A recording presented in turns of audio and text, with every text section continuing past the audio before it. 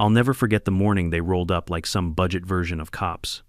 Two black SUVs screeched to a halt in front of my gate, red and blue lights flashing like a Christmas sale at Walmart.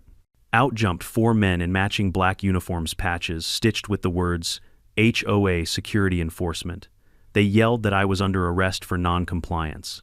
Neighbors gasped, curtains fluttered, and Karen, our HOA president in her fire engine red suit, stood smirking like she'd just won the lottery.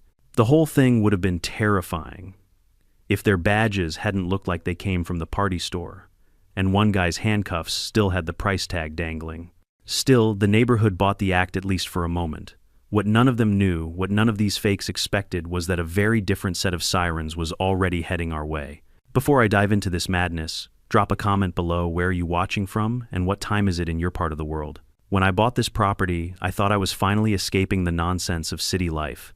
After 25 years of grinding 9 to 5, I'd saved enough to snag a little piece of heaven, a farmhouse with wide porches, rolling acres, and best of all, outside of any HOA jurisdiction. No more newsletters about approved mailbox paint, no more fines for leaving a trash can at the curb too long, and certainly no more Karens telling me which way my blinds should face.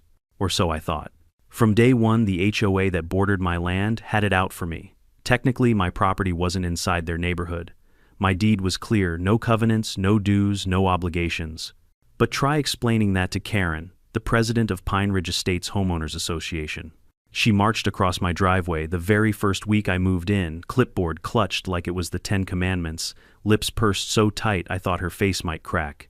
"You'll need to register with the HOA," immediately she declared, like she was serving me court papers. I chuckled, thinking she was joking. "Ma'am, I'm not in your HOA. My land sits outside your development."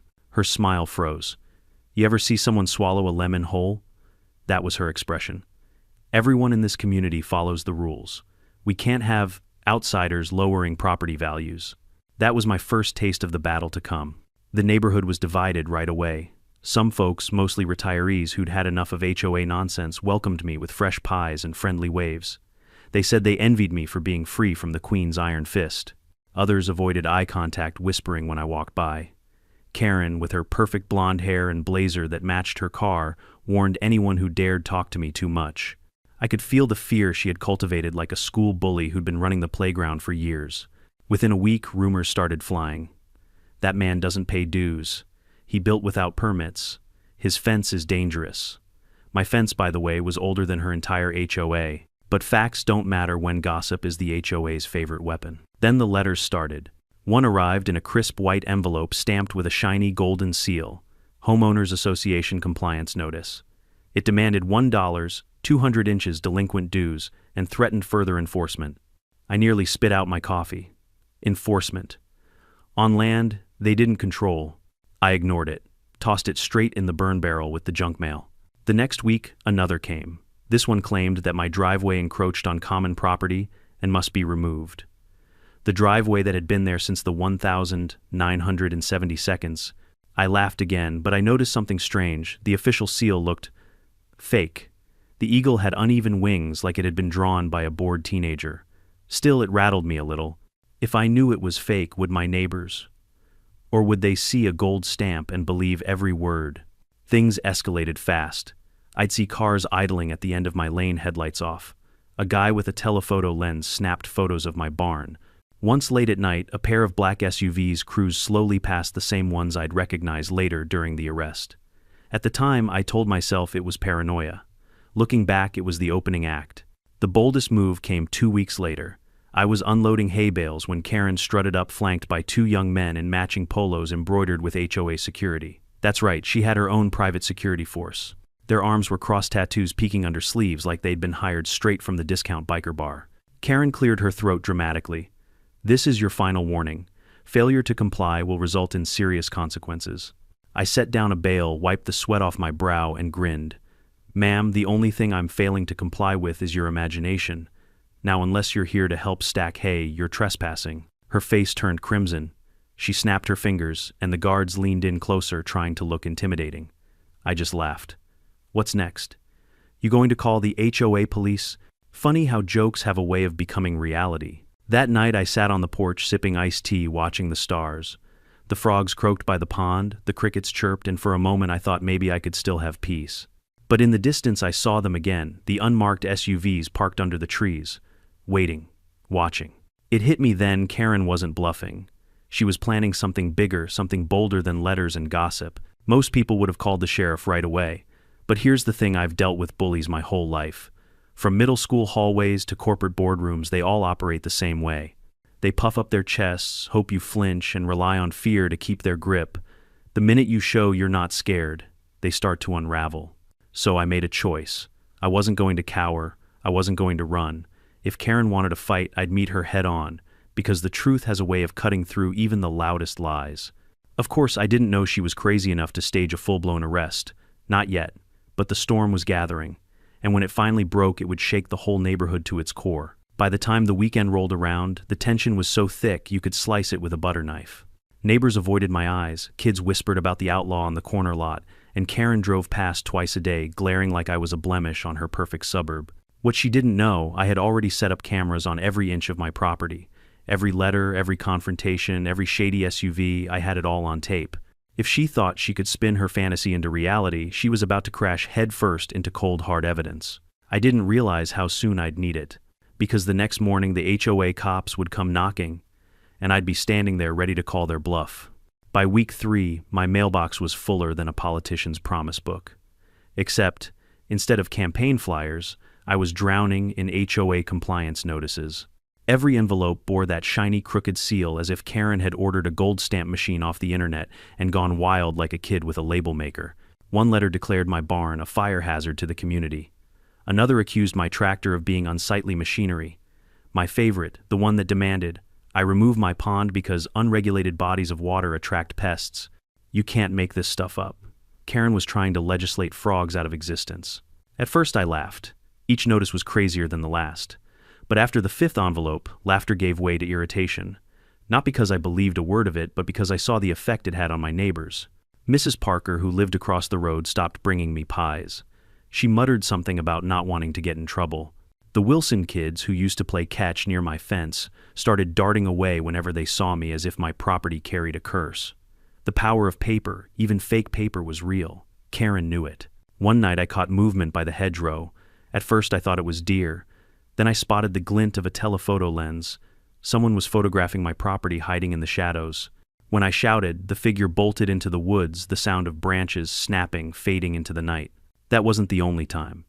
Over the next week I noticed strange patterns. Cars would idle at the end of my driveway, headlights off.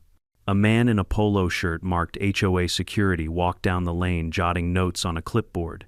Every move I made seemed to be under surveillance, as if Karen was building a case file against me. The absurdity of it all only fueled my stubborn streak. I started waving at the watchers, grinning wide just to irritate them. If they were going to spy, I might as well give them a show. One afternoon I stood on the porch in my bathrobe sipping coffee and called out, "Hey, make sure you get my good side." The figure ducked behind a bush, humiliated. Score 1 for me. But Karen wasn't the type to back off. She doubled down. A week later, I was hauling lumber when she stormed onto my property, this time without pretense. She didn't knock. She didn't ask. She just marched right up like she owned the place, clipboard in hand, 2 security goons trailing behind. "You are in violation of multiple HOA codes," she barked, waving papers in my face. I dropped the board I was carrying and raised an eyebrow. "Ma'am, you do realize this isn't Pine Ridge Estates. Your rules stop at your property line." Her eyes narrowed to slits. "The community disagrees." I laughed. "Lady, your community is about to get laughed out of court if you keep this up." That's when one of her goons stepped forward, puffing his chest. "You better take this seriously. We can make things difficult." His tone dripped with threat, but his shirt collar was still wrinkled from the package. Real tough guy. I leaned in close enough he could smell the sweat and sawdust on me. "Buddy, unless you're here to hammer nails, you're trespassing. Leave before I call the real cops." Karen pulled him back, but not before spitting one last line, "You'll regret defying us." Classic villain talk. Like something straight out of a soap opera. Later that week, more letters arrived, this time, claiming I owed late fees for not paying the original fines. $2,300 now. The fake legalese was laughable. Failure to remit payment will result in escalated enforcement measures, including but not limited to detention. Detention. What was this, high school? But here's the part that chilled me. The letters had been slipped directly into my mailbox without postage. That meant someone was walking up to my house late at night, sliding them in. A violation of federal law on top of everything else. I set up trail cameras, motion-activated infrared, the whole works. Within 2 nights, I had my culprit, Karen herself, in heels, creeping down my driveway like a cat burglar, shoving envelopes into my box at midnight. The footage was grainy, but the outline of her red blazer was unmistakable. I couldn't resist. The next morning, I printed a still frame from the video and taped it to the mailbox with a sticky note, "Smile for the camera." By noon, she was back at my gate, screaming bloody murder. "You have no right to film me," she shrieked. "On my property, lady, I can film squirrels if I want." Her face turned scarlet. She stomped away, heels sinking in the dirt, muttering about how I'd pay for this. And pay, she meant. Because soon after, things escalated from creepy to dangerous. One evening, as the sun dipped behind the hills, I heard engines. 2 black SUVs rolled slowly past my property windows, tinted, no plates visible. They circled twice, then stopped at the far end of the lane. I could see silhouettes inside, talking on radios. For the first time, a shiver ran down my spine. This wasn't just HOA drama anymore. This was turning into impersonation, intimidation, criminal territory. I texted a buddy of mine, a deputy in the sheriff's department, asking him to swing by sometime. He texted back, "Be careful. Some folks don't know where the line is until they're in cuffs." Wise words. But I didn't want to be the guy who ran crying to the law every time Karen sneezed. Pride, maybe. Stubbornness, definitely. I wanted to face her nonsense head-on, prove she couldn't scare me off my land. What I didn't know was that her next move would make every letter, every threat, every SUV seem like child's play. Because Karen wasn't just whispering about calling the cops anymore. She was planning to be the cops. And that's how we arrived at the day the HOA police stormed my gate, fake badges flashing, ready to haul me off for non-compliance. Only they didn't realize who was coming up right behind them. The morning it all went down started deceptively calm. I was halfway through my second cup of coffee, leaning back on the porch swing when the first wail of sirens split the air. Not the steady official kind of sirens that make your stomach drop. No, these sounded tinny, distorted, like somebody's cousin had downloaded a police sounds app and cranked it through busted speakers. Still, the effect was enough. Birds scattered from the trees. Neighbors peeked from their curtains. And before I could set my mug down, 2 matte black SUVs came barreling around the corner, lights flashing from cheap light bars duct taped to the roof. They screeched to a halt right in front of my gate, tires spitting gravel. My first thought, well, I'll be damned. She actually did it. Out spilled 4 men, each dressed in identical black uniforms. The shirts bore patches that read HOA Security Enforcement in bold white letters, though the stitching looked like it had been done by a grandmother with cataracts. Their belts sagged under plastic handcuffs, pepper spray, and radios that weren't even on the same frequency. One guy's holster carried what looked suspiciously like a paintball gun, painted black. I had to bite my lip not to laugh. "Step forward and place your hands behind your back," one of them barked, voice trembling with nervous energy. For what I asked loud enough for my camera to pick up, yes, I'd already set my phone recording, never underestimate the value of evidence. "You are under arrest for non-compliance with community regulations," another declared, unfolding a crumpled piece of paper like it was the Constitution.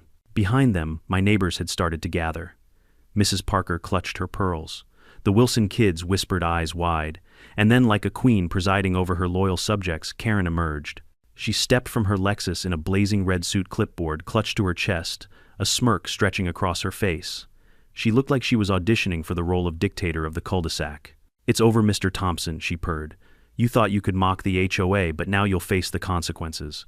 I leaned casually against the gate. "Karen, if I didn't know better, I'd think you just raided the costume aisle at Party City." Her smirk faltered for half a second before she snapped back, motioning to her faux cops. "Take him in." The 4 imposters advanced, boots crunching on gravel, trying to look intimidating. But their movements weren't in sync, like they hadn't practiced.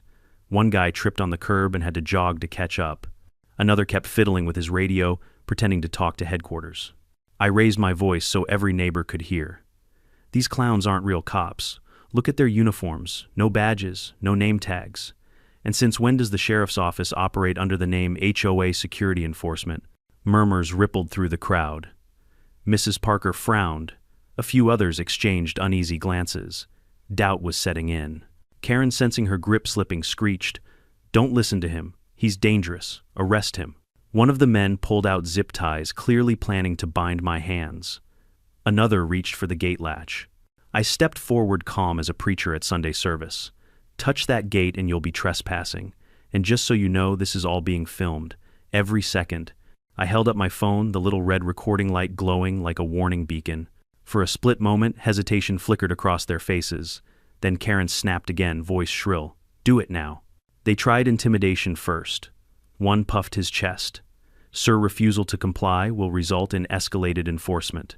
I chuckled. "Escalated enforcement. What are you going to do, fine me for my mailbox height?" The neighbors laughed nervously. A few even nodded. That only enraged Karen more. She stomped her heel into the gravel and jabbed her clipboard toward me like it was a sword. "This isn't a game. You're finished today." Her words rang hollow, but her eyes burned with desperation. She had staked everything on this circus act, and I was ruining the performance. The imposters pressed closer. One grabbed the gate, shaking it like he could rattle it off its hinges. Another waved his fake badge in my face. I could see where the laminate was peeling. "Last chance," the leader barked, zip ties stretched in his gloved hand. I tilted my head, smiling. Funny thing about last chances, they tend to backfire when you're the one bluffing. Karen shrieked. "Enough of this. Break the gate if you have to." That was her fatal mistake. Because the moment those words left her lips, I heard it, the faint, unmistakable whump whump whump of helicopter rotors cutting through the morning air. At first I thought I imagined it, but the sound grew louder, deeper, vibrating in my chest. Then I noticed the imposters' faces. Their bravado melted into confusion. One even glanced skyward, eyes wide. Behind them, down the lane, came the roar of heavy engines. Real law enforcement SUVs, armored and gleaming, rolled into view. Their lights weren't the flickering knockoffs of Karen's circus. They were the piercing beams of authority, undeniable and real. And above, circling like hawks, 2 helicopters cast shadows across the neighborhood. The crowd gasped. Mrs. Parker clutched her husband's arm. Kids pointed skyward, mouths open. For the first time, Karen's confident smirk faltered. The fake cops froze mid-step. One muttered, "Oh hell." The cavalry had arrived. And suddenly this little HOA drama wasn't just a neighborhood squabble anymore. It was about to turn into a full-blown takedown. If you've never stood behind your own gate while 4 wannabe stormtroopers in party store uniforms tried to arrest you, let me tell you, it's equal parts comedy and horror. Comedy because their act was pathetic. Horror because a few neighbors actually believed it. Fear has a funny way of making people ignore common sense. The imposters tightened their little formation, trying to look tough. One guy shook his zip ties like he was about to hogtie a steer. Another clutched a flashlight in broad daylight, clicking it on and off, as if that made him look more official. I raised my hand calmly. "Gentlemen," I said, "you might want to check your jurisdiction. This here's private property, and unless the sheriff suddenly outsourced his duties to HOA security enforcement, you're trespassing." Karen swooped in before they could respond, clipboard raised high. She leaned against the gate, peering at me through the bars like a queen addressing a prisoner. "Don't listen to him, he's a troublemaker. He's a threat to this community." "Karen," I said slowly, "the only thing I'm a threat to is your ego. And judging by the way you've gone full Broadway with this stunt, I'd say I've already won." That line earned me a few chuckles from the neighbors gathering along the sidewalk. Some had phones out now, recording. The tide was shifting. My video evidence wasn't going to be the only record of this fiasco. The leader of the fake cops puffed his chest. "Sir, step aside. We've been authorized to use force." "By who? The Ministry of Magic," I quipped. Even the Wilson boy, peeking from behind his mother, snorted at that one. But Karen wasn't laughing. She was red as a fire, hydrant eyes blazing. "Do you think this is funny? Do you think you can defy the rules that keep this neighborhood safe? You will comply." I leaned on the gate, casual as a man on vacation. "Karen, the only thing you've kept safe is your manicure, and honestly, you're overdue for a new shade." That one stung. She jabbed her clipboard at me so hard the papers fluttered like confetti. Enough officers detain him. The fake cops surged forward, rattling the gate. One managed to slip a hand through, reaching for me with all the authority of a mall security guard catching a kid shoplifting bubblegum. I didn't move. I just raised my phone higher, making sure the recording caught everything. Smile for the camera, boys. The internet loves a good comedy. At that moment, the helicopters grew louder. Dust whipped across the street, leaves spiraling into the air. The imposters faltered, looking up as shadows rolled over the cul-de-sac. The real law enforcement convoy pulled closer, SUVs lined bumper-to-bumper, lights flashing in rhythm, sirens howling with a clarity that made Karen's knockoff light bars look like birthday candles. But here's the thing, Karen was so locked into her performance, she didn't even process it. She thought the noise, the dust, the crowd gasping, it was all about her. "See," she shouted, arms wide like she was Moses parting the Red Sea. Even more support has arrived. You can't win, Mr. Thompson. The neighbors looked from her to the approaching convoy, and their expressions said it all. Lady, are you insane? I smirked. Karen, you might want to turn around. She didn't. She doubled down, practically foaming at the mouth. Break this gate, show him we mean business. One of the fake cops kicked the chain link. The padlock rattled but held. Another tried to climb over his boots, scraping metal. I finally dropped my calm tone and let the steel into my voice. You set foot inside this property, you'll regret it. The man froze halfway up, glanced at the helicopters overhead, and climbed back down. His bravado had evaporated. Karen shrieked at him. What are you doing? Arrest him. But by then the real convoy had arrived in full force. 3 armored SUVs screeched to a halt behind the imposters. Doors swung open and out, poured men in full tactical gear, helmets, vests, rifles slung with professional precision. These weren't kids in costume. This was the real deal. Sheriff's Department, drop your weapons, hands in the air. The street erupted in chaos. Neighbors screamed. The imposters panicked, fumbling with their toy radios and zip ties. Karen spun around, finally realizing the cavalry was not hers. This is a mistake, she yelled, voice cracking. They're with me. The SWAT leader ignored her. His team moved like a well-oiled machine, spreading out covering angles. One shouted again, on the ground, now. The fake cops hesitated, then dropped, like sacks of potatoes hands scrambling above their heads. Their tough guy act was over in an instant. Karen stood, frozen clipboard trembling in her hands. Her smirk was gone, replaced with sheer panic. Wait, you don't understand. I'm the president of the HOA. I couldn't resist. Congratulations, Karen. You just promoted yourself to head clown in charge. The neighbors burst out laughing, nervous, relieved laughter, but laughter all the same. The fear that had clung to this neighborhood for years cracked like thin ice under the weight of reality. And me, I just kept filming every second, every angle, because I knew this circus wasn't over yet. The standoff had reached its breaking point. Fake cops on the ground, real SWAT barking orders, neighbors capturing it all on their phones. Karen still shrieking, still convinced she could spin this disaster into victory. But she had no idea what was about to happen next. Because the real show hadn't even started. You'd think that the sight of real SWAT fanning out across a cul-de-sac would be enough to end the circus. You'd think a normal person confronted with men in body armor and M4 rifles would fall silent, accept defeat, and maybe pray for leniency. But Karen wasn't built like that. The second the imposters hit the ground and the crowd gasped, she went into full meltdown. Stand up, don't let them intimidate you, she screamed at her fake cops, her red blazer flapping like a battle flag. She whirled toward the real SWAT, pointing her clipboard as though it were Excalibur. This is HOA jurisdiction. You have no authority here. One of the SWAT officers turned his visor toward her. The silence in that moment was almost comical. Authority lady, you're waving a clipboard at men trained to breach barricades. But Karen wasn't done. She snapped her fingers and one of her goons, still kneeling on the pavement, fumbled for something in his belt pouch. To my horror, he pulled out what looked like a stun baton. It crackled weakly, the sound more like a bug zapper than a weapon, but the intent was clear. He staggered to his feet, shouting, "Back off!" The SWAT officers pivoted, instantly rifles trained on him. My heart jumped into my throat. This wasn't theater anymore. "Drop it now," one of the real cops thundered. The fake officer's bravado lasted maybe 3 seconds.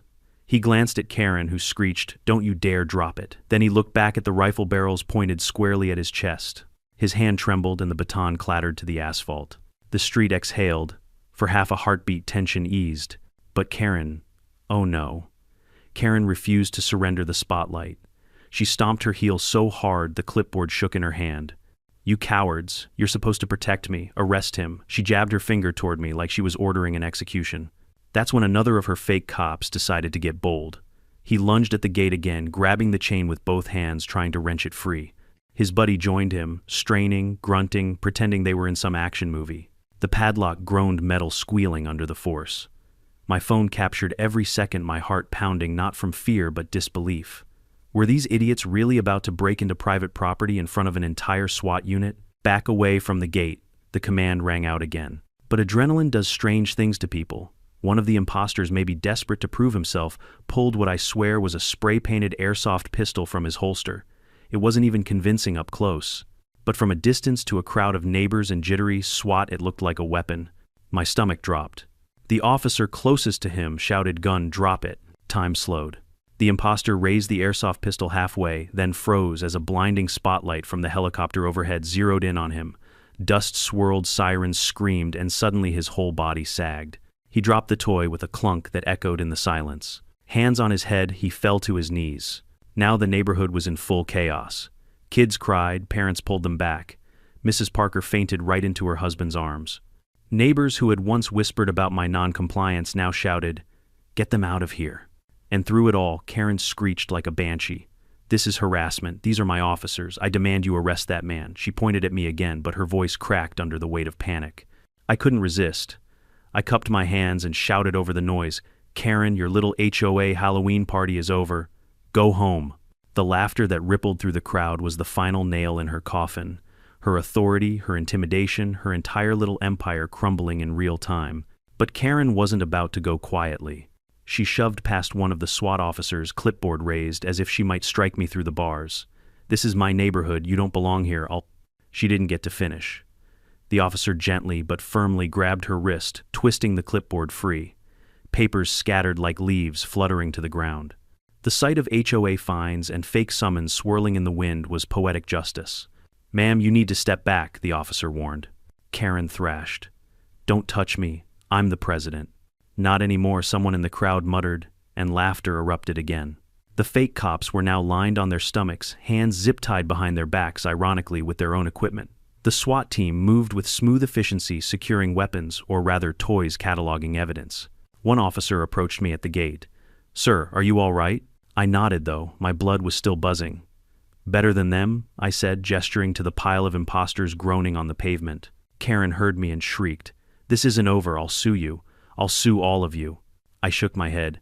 "Karen, the only thing you're qualified to sue is your tailor for that blazer." Even the SWAT officer cracked a smirk at that.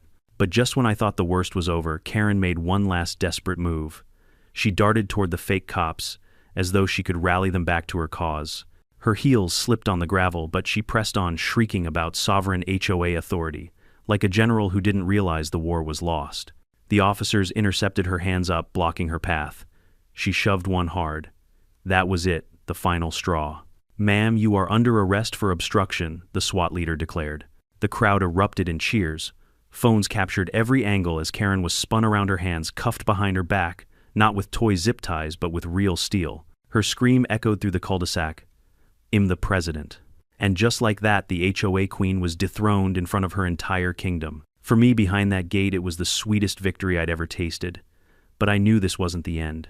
Because once the dust settled, the truth about this fake HOA police force would come out, and it was uglier than anyone could have imagined. And as much as I enjoyed seeing Karen in cuffs, I had no idea how deep her conspiracy ran, or how close it had come to real disaster. If you've ever heard a helicopter hovering low over your house, you know the sound sticks to your bones. It's not just noise, it's pressure. A deep pounding thump that rattles windows, shakes your chest, and makes every dog in the county lose its mind. That morning, as Karen was dragged backward, kicking and screaming, the rotors grew louder. Two massive black helicopters loomed overhead, spotlights cutting through the dust storm they churned up. Leaves swirled, neighbors shielded their eyes, and kids clutched their parents' legs in awe and terror. The imposters, still face down on the asphalt, twisted their necks to stare up at the sky, realization dawning on their faces. Whatever script they'd rehearsed in their heads, it hadn't included this. I admit, even I was stunned. I'd expected the sheriff, maybe a couple deputies. But seeing SWAT SUVs backed by helicopters circling like hawks, that was a whole new level of surreal. For once, I wasn't the only star of the HOA show. This was a full-blown production, and Karen's HOA police force had just been upstaged. The helicopters dropped lower, one circling wide, the other holding steady over the cul-de-sac. Through the glare of the spotlight, I could just make out figures inside, door gunners with rifles braced, scanning the scene like they were in a combat zone. The imposters whimpered into the pavement. SWAT officers shouted clear commands over the roar. "Stay down, don't move." Their voices cut like steel, practiced and precise. Karen, however, refused to grasp reality. "This is illegal," she screeched, voice almost swallowed by the rotors. "I am the HOA president. You have no authority over me." One officer, standing a foot taller than her, didn't even blink. "Ma'am, you're under arrest. Stay still." Her shrill reply was carried away in the wind. The neighbors were in shock. Some clutched their phones so tight their knuckles turned white, others whispered in disbelief, Is this really happening? Are those military helicopters? I could see the shift happening in real time.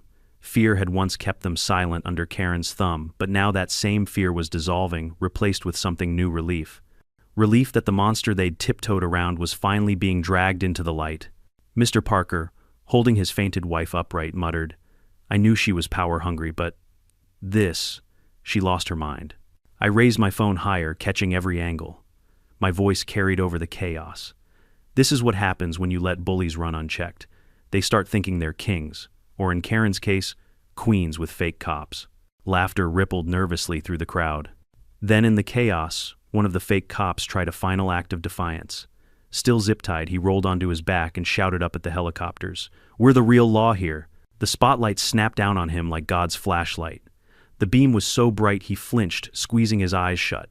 "Shut it down," a SWAT officer barked, kicking his legs apart to keep him pinned. The man whimpered, voice cracking. The swagger was gone. Karen shrieked at the sight, "Don't you dare touch my officers, they're HOA certified." I couldn't help myself. I hollered back, "Certified by who? The Dollar Store Academy?" Even one of the armored officers smirked under his visor. By now the noise was overwhelming. Dust whipped into my yard. The American flag I kept by the porch snapped violently in the wind, but I stood firm, hands gripping the gate, watching the farce unravel. The SWAT commander, broad-shouldered and calm, stepped forward and addressed the crowd. "Ladies and gentlemen, remain calm. These individuals were impersonating law enforcement.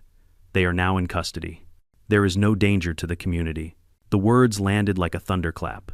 Neighbors who had once whispered about me, who had avoided eye contact, now turned their cameras on Karen and her imposters. For the first time, they weren't afraid. They were outraged. A mother near the back yelled, "You scared our kids." Another man added, "You could have gotten us all killed." Karen's eyes darted wildly. She hadn't expected the tide to turn so fast. Her kingdom of fear was collapsing right before her eyes. Then came the moment I'll never forget. The commander raised his hand, and through the helicopter's loudspeaker boomed a single order: secure the area. SWAT moved with mechanical precision. Officers swept the SUVs, pried open trunks, and pulled out duffel bags filled with cheap uniforms, fake badges, and laminated papers stamped with Karen's beloved gold seal. Evidence spilled across the street, proof of the whole charade. The crowd gasped. One little boy whispered, "It's all fake." And that was it. The illusion shattered completely. Karen howled, "No, those are official documents. You can't." The commander cut her off. "Ma'am, this ends now." In that instant, the absurdity of it all hit me. A suburban HOA president had tried to stage her own private police force, complete with fake uniforms, toy weapons, and bogus arrests, all to drag me into compliance with rules that didn't even apply to my land. And now, with helicopters shaking the sky and armed officers hauling her screaming into custody, the entire neighborhood saw the truth. She wasn't a leader. She was a tyrant who finally tripped over her own power grab. I leaned on the gate, letting the dust wash over me, and spoke loud enough for my camera and every neighbor to hear, and that, folks, is why I don't join HOAs. The cheer that erupted almost drowned out the rotors. Almost. Because even as Karen was shoved into the back of a police SUV, I couldn't shake the feeling there was still more to uncover. Who funded her fake cops? Who let this scheme get so far? The sound of the helicopters faded into the distance, but the questions roared louder than ever. And I had a feeling the answers were about to get a whole lot uglier. When the dust began to settle, you could feel the weight of authority shift. For weeks, Karen had strutted around like a dictator, lording over terrified neighbors with her clipboard and phony citations. But now, the real deal had arrived, and the contrast was night and day. The SWAT commander barked orders that cut through the roar of the helicopters. "Secure the perimeter, check the vehicles, keep the civilians back." His voice wasn't loud, it was steady, controlled, and full of real authority. You could tell immediately who was in charge. The imposters, still face down on the asphalt, whimpered as officers knelt on their backs, securing zip ties. Their cheap radios squawked uselessly, one still tuned to a local FM station. The one who'd waved the airsoft pistol earlier now sobbed openly, begging, "I didn't know. She said it was legal." Karen, however, refused to quit. Even in cuffs, she twisted around like a cat in a cage. "You don't understand. I am the law here. These men are legitimate. She jerked her head at me. He's the criminal." The commander didn't flinch. "Ma'am, you are under arrest for conspiracy, impersonating law enforcement, and obstruction of justice. Stay quiet." Karen howled like a banshee. "I'm the president of this hoe." I couldn't resist. "And now you're the vice president of making terrible life choices." That got a few chuckles from the crowd. Even one officer shook his head like he was trying not to laugh. The real SWAT moved fast. Within minutes, they had the fake SUVs popped open, outspilled duffel bags full of fake uniforms, laminated citations, rolls of duct tape, and more zip ties than a hardware store clearance rack. One officer held up a clipboard almost identical to Karen's, except this one had arrest warrants scrawled in Comic Sans. Good God, I muttered into my phone, still filming. They actually thought this would work. The neighbors gasped at each new discovery. The Wilson boy whispered, "They were going to take you away." His mother hugged him tighter. Mr. Parker shook his head, muttering to anyone who'd listen, all this just to make a man mow his lawn their way. This neighborhood lost its mind. But the real gut punch came when the SWAT officer announced loudly for the record, these individuals were paid operatives. We found payment envelopes in the vehicle's cash in Karen Morgan's handwriting. The crowd erupted.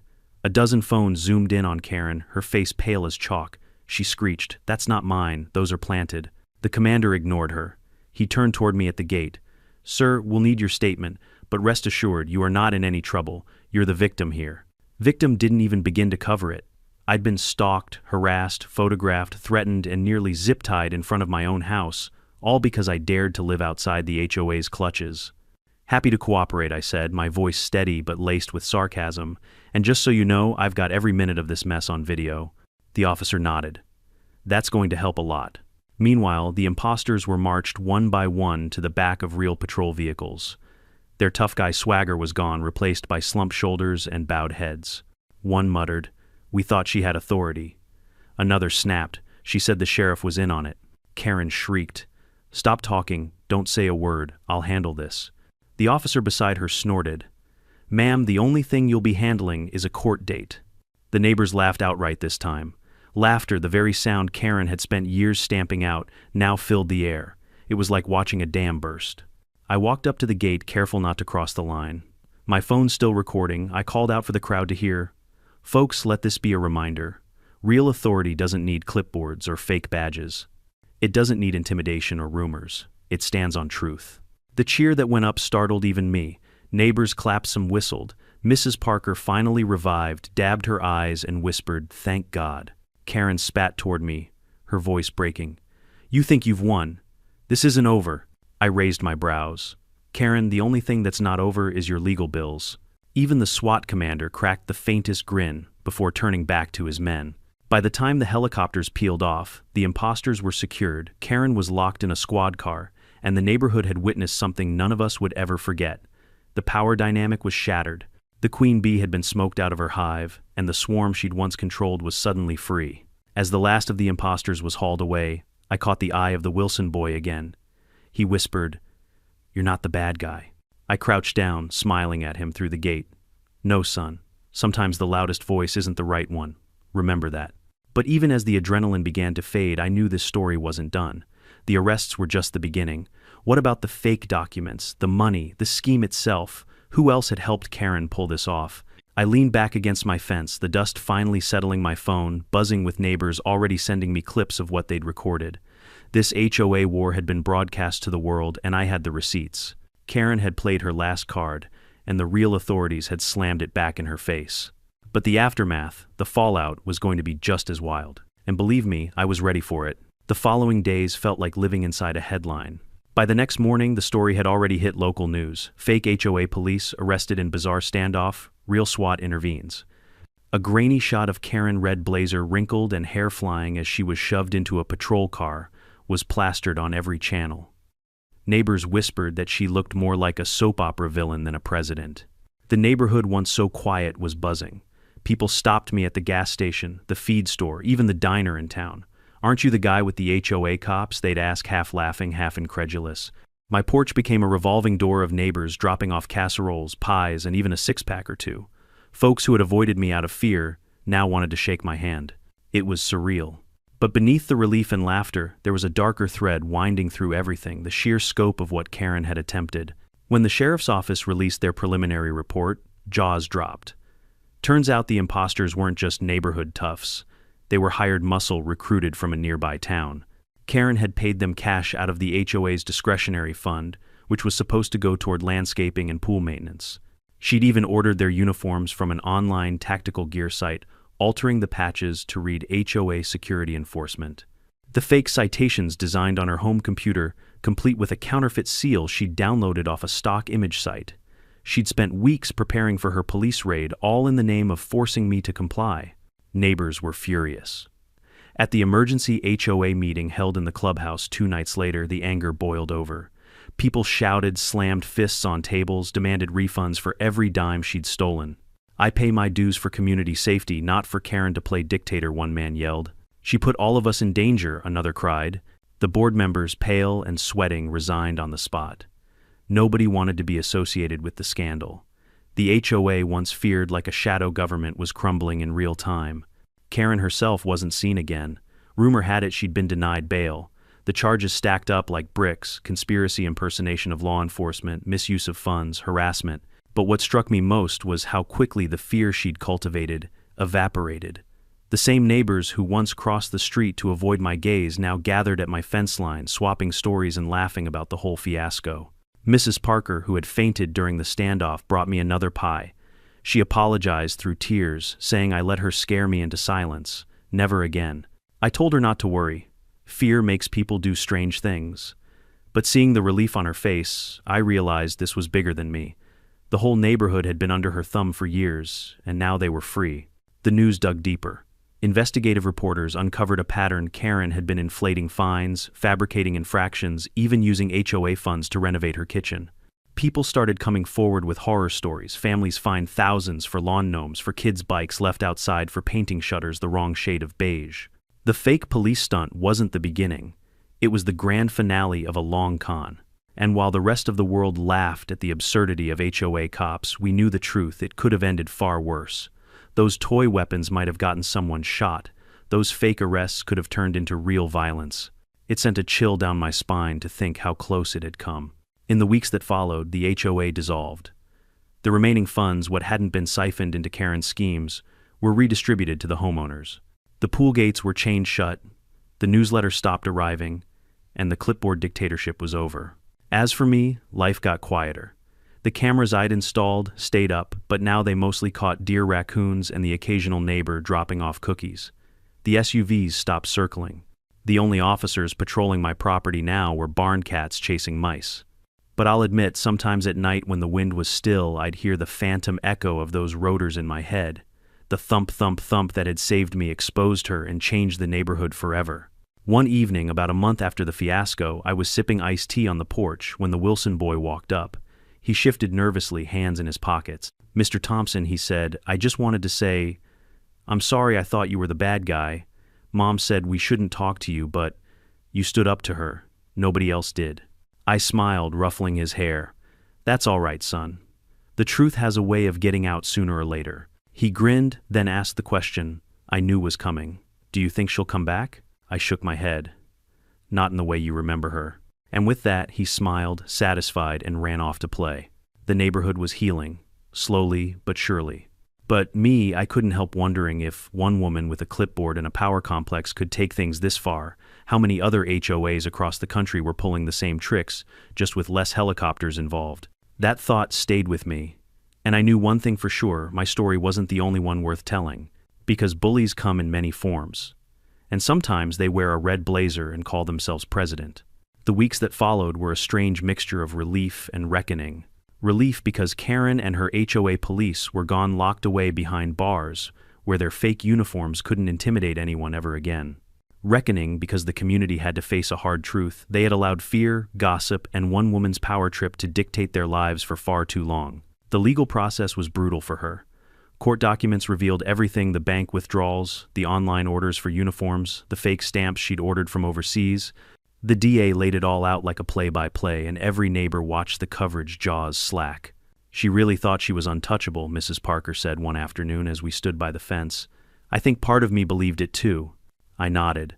That's the trick with bullies. They act like they've already won. Makes everyone too scared to call their bluff. And I'd seen enough of Karen to know she thrived on that fear. Without it, she was nothing more than a loud woman with a clipboard. The HOA itself collapsed within weeks. No board, no funds, no bylaws. Just a group of homeowners learning how to live without being policed for the color of their shutters. Funny thing, the neighborhood didn't fall apart. Lawns stayed trimmed, kids still rode bikes, and nobody's property value collapsed into oblivion. If anything, people looked freer, happier. We even had a block party, a real one, not the approved kind. Karen used to micromanage with sign-up sheets and penalties for late arrivals. Folks brought barbecue baked beans and cold beer. For the first time in years, laughter rang out across the cul-de-sac without the sound of Karen's heels clicking in disapproval. Neighbors who'd once avoided me now pulled up chairs beside mine. Some apologized, others simply said thank you. And I realized something: I wasn't just fighting for myself when I stood at that gate.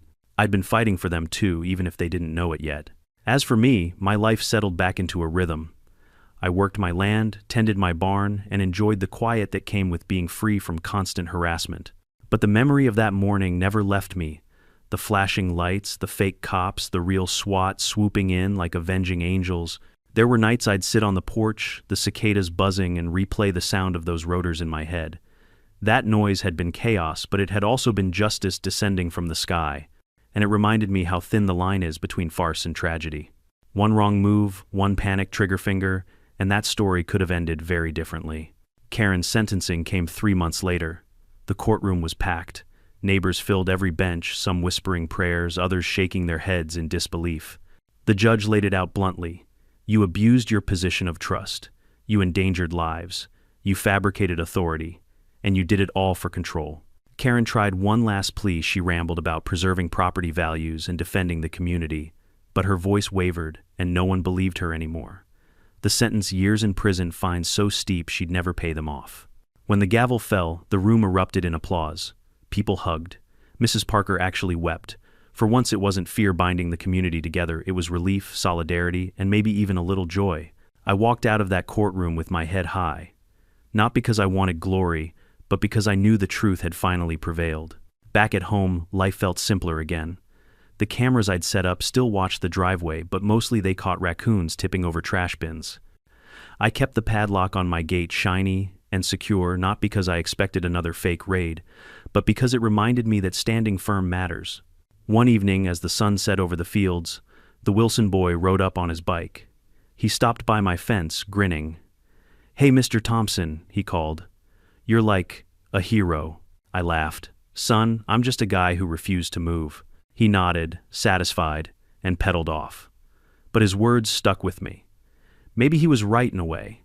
Not a hero in capes and comic books, but a reminder that ordinary folks can push back against bullies and win. And in the end, that was enough. Because for the first time since I'd moved into my little slice of heaven, peace finally felt permanent. Looking back, I've learned something I wish I could have told myself months earlier: bullies only have the power we give them. Whether it's a kid on the playground, a boss at work, or a self-appointed HOA president with a god complex, their strength comes from fear. They puff themselves up, wave their authority around, and hope no one calls their bluff.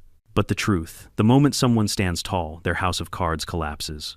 I didn't plan to be the one to face down Karen's fake police force. I just knew I wasn't going to let intimidation define my life. And when I refused to bow, others found their courage too. My neighbors saw what happens when you replace silence with laughter, fear with defiance, and lies with truth. It's a lesson I think applies far beyond my little corner of the world. Stand firm, document everything, and don't be afraid to shine a light on corruption.